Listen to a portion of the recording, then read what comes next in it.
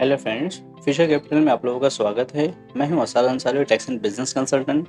Bye the future capital we are providing multiple services like consulting, accounting, income tax, TDS, GST, and we are providing other 200 plus services. And we are also providing practical training for becoming a tax practitioner and accountant. Dear friends, if you want to become a tax consultant, if you're seeking your career in the taxation, then Future Capital is the right platform for you.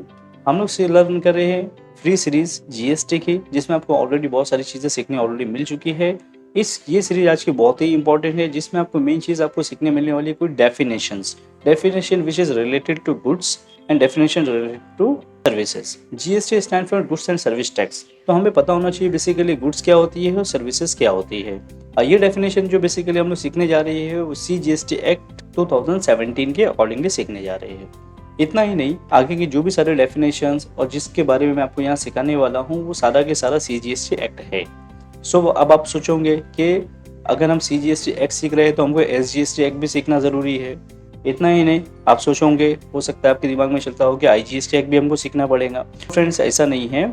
सारी जो definitions है आपको CGST act के through ही पढ़ना है। और CGST act अगर आपको अच्छे से समझ में आ गया तो SGST एक्ट, IGST एक्ट आपको ज़्यादा कुछ इसमें डिटेल में जाने की ज़रूरत नहीं है, क्योंकि जो बातें CGST एक्ट में लिखी है इससे सिमिलर कॉपी पेस्टिंग की बातें जो है आपको SGST एक्ट में भी मिलने वाली है। सो लेट ना करते हुए हम लोग बढ़ते हैं हमारी सीरीज के तरफ में। सो फ्रेंड्स, अगर हम बात करें कि what is the definition of goods, definition of goods जानना हमको इसलिए ज़रूरी है कि because the GST stand for goods and service tax. तो इसलिए हमको सबसे पहले पता होना चाहिए बेसिकली गुड्स होती क्या है। अगर हम बात करें सेक्शन 2 सब सेक्शन 54 की एज पर CGST एक्ट, तो ये कहता है goods means every kinds of movable property other than money and security, which is very important. हाँ, इस चीज़ को अच्छे से समझना। हर वो चीज़ जो मूवेबल है, ठीक है, वो गुड्स है। ठीक है, मतलब ये अगर आप हम लोग बात करें कि कोई एक बिल्डिंग है, यहाँ पे मल्टीपल फ्लैट्स है, शॉप्स है, अगर सारी चीज़ें हैं यहाँ पर, तो वो गुड्स नहीं है। क्यों? क्योंकि वो इमूवेबल है। गुड्स क्या है? जो मूवेबल है। अगर मैं आपको एक एग्जाम्पल दूँ कि ये एक लैंड है और इस लैंड के ऊपर यहाँ पे अलग अलग क्रॉप्स लगे हुए, ठीक है, लाइक यहाँ पे जो फसल लगी हुई है, हो सकता है यहाँ गेहूँ है, बाजरा है, जिसकी भी यहाँ पे खेती लगी हुई है, तो जब तक ये लैंड से अटैच है तो ये गुड्स नहीं है। क्यों? क्योंकि गुड्स की डेफिनेशन क्या है? मूवेबल। और ये उस वक्त तक मूवेबल नहीं है जब तक ये लैंड से अटैच है। जब इसको यहाँ से कट कर दिया जाएगा, ठीक है, तो ये एक मूवेबल प्रॉपर्टी बन जाएंगी। तो जब ये मूवेबल प्रॉपर्टी बन जाएंगी तो ये गुड्स हो जाएंगी। इसी तरीके से हम आपने देखा होगा कि जब भी कंस्ट्रक्शन होता है, जब भी कोई बिल्डिंग का यहाँ पे कंस्ट्रक्शन चालू है, लाइक यहाँ पे ब्लॉक्स स्लैब आ रहे हैं, इसके अंदर बहुत सारी शॉप्स बन रही है, यहाँ पे फ्लैट बन रहा है, अगर ये बिल्डिंग अंडर कंस्ट्रक्शन है तो जो भी डेवलपर होता है आपसे GST चार्ज करता है आपके पेमेंट के ऊपर। वो इसलिए चार्ज करता है क्योंकि अगर बिल्डिंग अंडर कंस्ट्रक्शन है तो वो एक सर्विस है, ठीक है, वो गुड्स नहीं है। जब वो बिल्डिंग बन करके रेडी हो जाती है तो वो एक इमूवेबल प्रॉपर्टी बन जाती है, और इमूवेबल प्रॉपर्टी जो है गुड्स नहीं है GST में। तो जो भी इमूवेबल प्रॉपर्टी अगर गुड्स नहीं है तो उसके ऊपर GST भी चार्ज नहीं किया जाएगा। क्यों? क्योंकि GST जो है गुड्स एंड सर्विस टैक्स है, या तो वो गुड्स के ऊपर एप्लीकेबल होगा या तो सर्विसेज के ऊपर लगेगा। जब बिल्डिंग अंडर कंस्ट्रक्शन थी, यहाँ से क्या हो रहा था कि ये सर्विसेज थी तो उसके ऊपर GST चार्ज किया जा सकता था। लेकिन जब ये बिल्डिंग बन करके रेडी हो जाती है तो ये क्या बन जाती है कि इमूवेबल प्रॉपर्टी बन जाती है, और एक इमूवेबल प्रॉपर्टी जो है गुड्स नहीं है GST के अंदर, ठीक है, तो इसके लिए वहां पर GST चार्ज नहीं होगा। सो इसके बाद में आगे क्या बताया है कि मनी एंड सिक्योरिटी, ये दोनों भी क्या है? गुड्स नहीं है। हालांकि दोनों के डेफिनेशन मैं आपको आगे की सीरीज में बताने वाला हूँ कि what is the definition of money and what is the definition of security. हम लोग आगे जाकर इसको डिटेल में सीखने वाले हैं।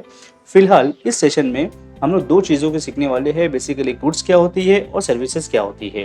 सो आई होप आपको गुड्स समझ में आई होंगे। इनकेस अगर आपको कोई ऐसी चीज़ है जो गुड्स से रिलेटेड नहीं समझ में आई है, then you can write me in the comment box. Next definition आती है सर्विसेज। सर्विसेज की डेफिनेशन जो है सेक्शन 2 सब सेक्शन 102 के अंदर मेंशन की हुई है एज पर CGST एक्ट के अंदर, जिसका मतलब होता है services means anything other than goods, money and security. मतलब ऐसी कोई चीज जो गुड्स नहीं है, मनी नहीं है और सिक्योरिटी भी नहीं है। और ये डेफिनेशन मैं नहीं दे रहा हूँ, this the definition is mention as per section 2 of sub section 102 के अंदर, ठीक है, एज पर CGST एक्ट। मतलब ये कि कोई भी ऐसी चीज जो गुड्स नहीं है, मनी नहीं है, सिक्योरिटी नहीं है, तो वो सर्विसेज है।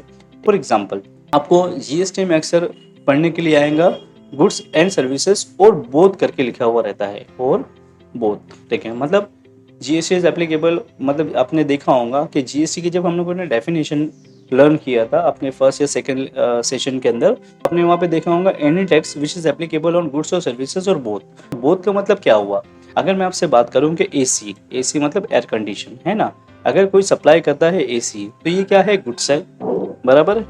गुड्स है क्यों? क्योंकि ये मूवेबल है, एयर कंडीशन एक जगह से दूसरी जगह इंस्टॉल किया जा सकता है। अब जब किसी ने इसको सेल किया है तो उसको इंस्टॉलेशन भी करा करके देगा, इंस्टॉलेशन करके देगा। तो इंस्टॉलेशन करना क्या है? सर्विसेज है। तो अगर मान लेते हैं कि कोई मिस्टर ए है जिन्होंने क्या किया, इस एसी को सेल किया, सप्लाई किया और साथ में इंस्टॉलेशन करा करके दिया, तो इसका मतलब क्या हुआ? बोथ हो गया ना। यहाँ पे हमको वो डिस्कशन नहीं करना था कि भाई एसी क्या होती है, गुड्स है कि नहीं है। यहाँ पे हमको दो मेन इंपॉर्टेंट चीजें लर्न करना था, बेसिकली गुड्स क्या होती है एंड सर्विसेज क्या होती है, और वो दोनों डेफिनेशन मैंने आपको बता दिया है सेक्शन 201 के अकॉर्डिंगली, और प्रीवियस स्लाइड में मैंने आपको गुड्स की डेफिनेशन भी बता दिया। सो आई होप आपको समझ में आया होगा what is the definition of goods and what is the definition of services.